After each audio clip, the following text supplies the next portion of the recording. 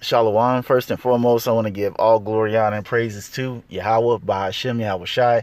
Double honors to the apostle elders, the great millstone who rule well. And salutations to all you brothers out there pushing this word in love, truth, sincerity, and humility.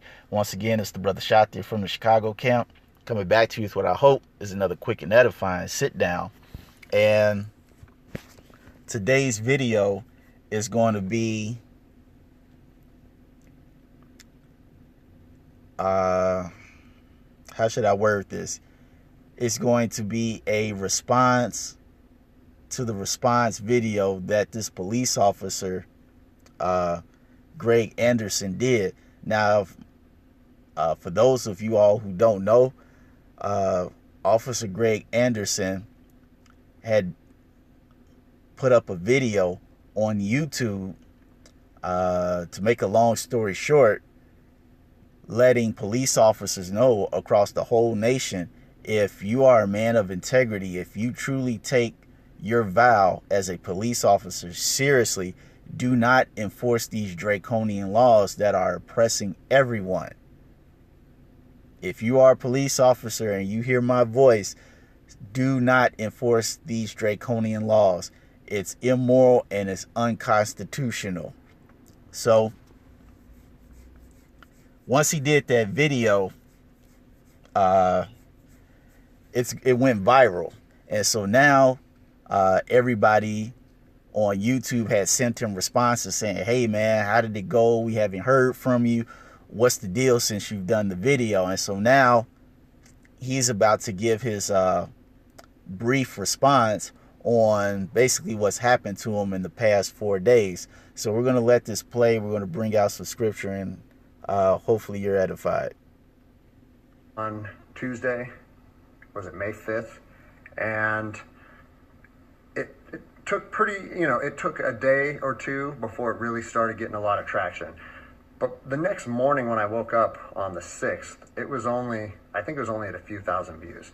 And I had received a message from my command saying, wow, Greg, what a powerful message. We agree with that 100%. Well done. And that was actually a relief for me, because I was like, great, I know that it's risky putting something out like that, but I felt like it was so grounded in integrity and liberty that no one would have an issue with it. So that was a relief.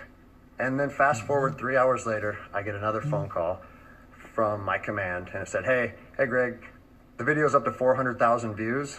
It's time to pull the plug on this thing. And I immediately, it kind of caught me off guard, because I said, why would we want to pull the plug on something that was already acknowledged as a good and powerful message from one law enforcement officer to others? And right. How is it good when it only has a few tens of thousands of views, but as soon as it hits 500,000, now it's the complete opposite? Now you got to take it down. Now we don't support it. I'll tell you why his command doesn't support it. Because it's shedding light on the true function of the police department. Not only where he is, but just policing in general. Policing was strictly invented and created to enforce draconian law. That's why we're going to go to what is it in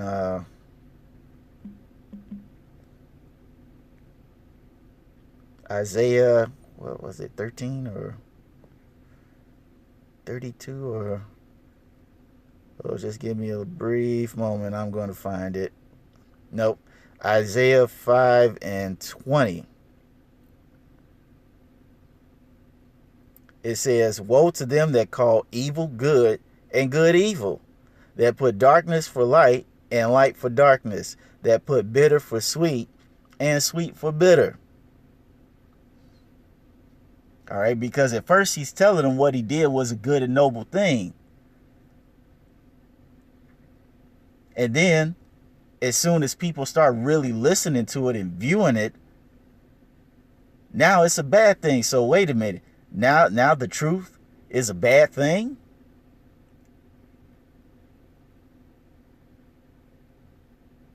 How is that? If your subordinate is a man of integrity, that you know is a good man and a good police officer, and you're letting them know that you felt the message, and then as soon as it gets some traffic, well, you got to take it down now. It's a lot of people are viewing it. Well, if it was good when it didn't have a lot of views, it should still be, as he said, it should still be good when it has damn near 400 some thousand views. That just goes to show you the hypocrisy of bad Uncle Esau, all right, and how he doesn't like this light being shined on his wicked ass draconian system. So let's let this play some more. And I said, yeah, that doesn't really make sense to me. I think maybe we should embrace this message and we should share this with other officers. And he said, listen, it's not up to me. I have been directed to tell you to take the video down, and I need to know if you're going to take the video down. And I said, no, I can't take the video down. Because if you listen to my first video, the whole message that I was trying to share with people and impart on them is, if you believe in something in your heart, you have to stand by that conviction, even if it costs you everything. And like I said last time, I have 3 little kids. I have this house. I have another house. I cannot afford to lose my job. But after putting that message out there and sharing that with America, and it was so well received, I can't then just say, even though that's what I believe, I'm going to take a step back. I'm going to retract my words, and I'm going to allow my command to prevent me from sharing my heart and my truth. And I said, so with that in mind, sir, I can't take the video down. And, I didn't know where this was going to go. And I immediately started thinking about, what are they going to try and gig me on? What did I do wrong? What policy did I violate? And I got called back a couple hours later. And by this time, it was skyrocketing. Everyone in the agency was seeing it. Cops from when I was an officer down in Los Angeles, they were contacting me. I got a call and it said, listen, the video needs to be taken down right now, and you need to accept a letter of reprimand. Or we're going to take a very different approach to this if you say no. If you say no again. So we're going to go to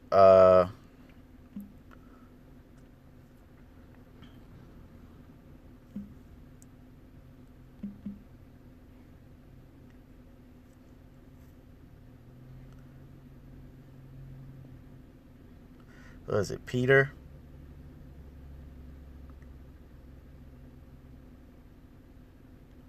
Yep, 2 Peter 2:2. And it says, many shall follow their pernicious ways, by reason of whom the way of truth shall be evil spoken of. All right, here it is. As he said, hey man, I'm speaking from the heart. I'm speaking what I see as not only a police officer, but a man of the injustice that's being carried out by men who call themselves officers of the law and so-called men of integrity. He said, I'm doing this video to point this out, to let other officers know this is not the right way to conduct yourself. Enforcing draconian law is not good.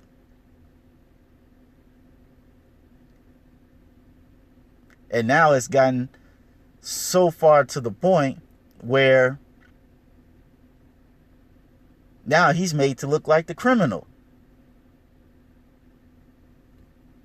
They're looking at him like, hey, you need to take this video down. All right. Not too many people can keep hearing about how, police officers need to do the right thing, which lets you know already what the police force is all about. Okay. But I don't want to, get off track. But the point remains that, hey, this man said what he believed, which was the truth, and is being evil spoken of. So, let's continue. No again. Well, I'd already put myself on that hill, and I had to be willing to die on that hill. They said they determined the video was a violation of policy, and that if I wouldn't take it down, that allegations would be made against me, and so on and so on. And so I told him, no, I'm not going to take it down. You do what you need to do. But the principle of it is rooted in truth, and it was a positive message that was received by millions and millions of people. If you want me to take it down, I have to respectfully refuse. And it was interesting because they kept citing different policies, you know, like, oh, it was the social media policy, or some of your equipment may have been identifiable. And that kind of seemed like a moot point to me. And it was strange because why was the message okay at 5 a.m. and then 3 hours later, there was a problem with it? That's a good question. And so I was later contacted by the chief of police. He's someone that I have great respect for. He's a good man to work for. And he's the one that shot me straight. And he said, Greg, if you openly defy your governor, you can't be a police officer in the state of Washington. And I told him, I said, you know what, I can respect that.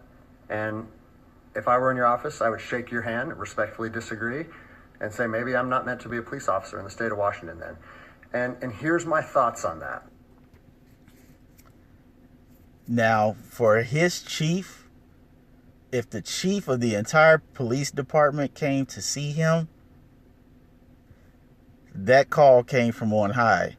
It either came from the governor himself straight to his office, or the governor to the mayor and then to the chief. But regardless of how it came to the chief, to him to speak to that guy, the point still remains that call came from somebody high up.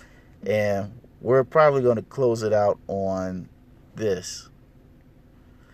I believe it's in Ephesians, the 6th chapter.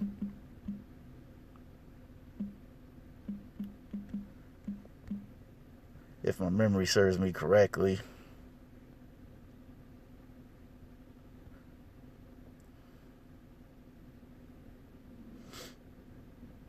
Ephesians 6, and I'm going to start at 11. It says, put on the whole armor of the Most High, that ye may be able to stand against the wiles of the devil.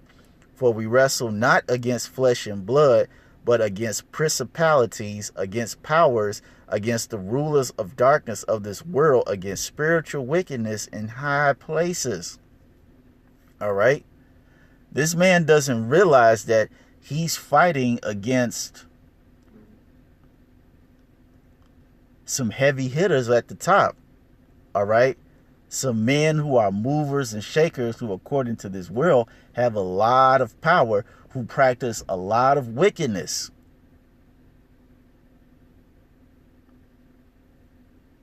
All right. In this case, this wickedness is manifested through draconian law. And if they're wicked enough to see nothing wrong with enforcing laws that oppress people, then you know they're doing wickedness and practicing wickedness in other ways as well. And this is what this man is going up against.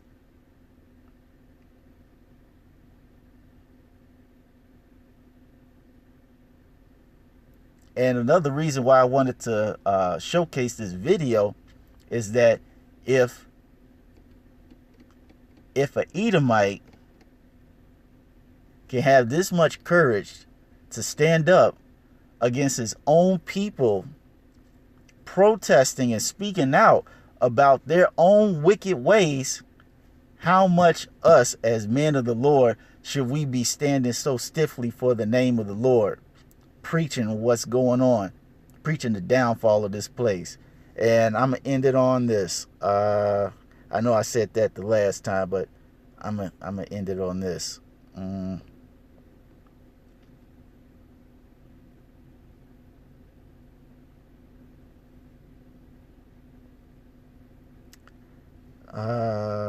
No, it's not it. It's a classic.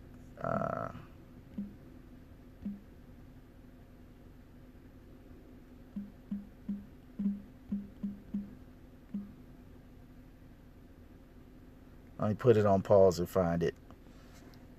I found it. Ecclesiasticus 4:28. It says, strive for the truth to the death and to death, and Yahweh shall fight for thee. All right. Like I said, if this man, being an Edomite, can protest about the wickedness of his own people, about their own kingdom, how much more us? And this man said he's prepared to lose it all, even if it costs him his life. How much more us, fellas? Because we're coming into a time where we're going to be met with the same, how should I say this? The same intensity of intimidation like this guy is, up to and including death. So, hey, fellas, let's stay strong. Let's keep fighting and endure to the end. And with that, we're going to say shalom.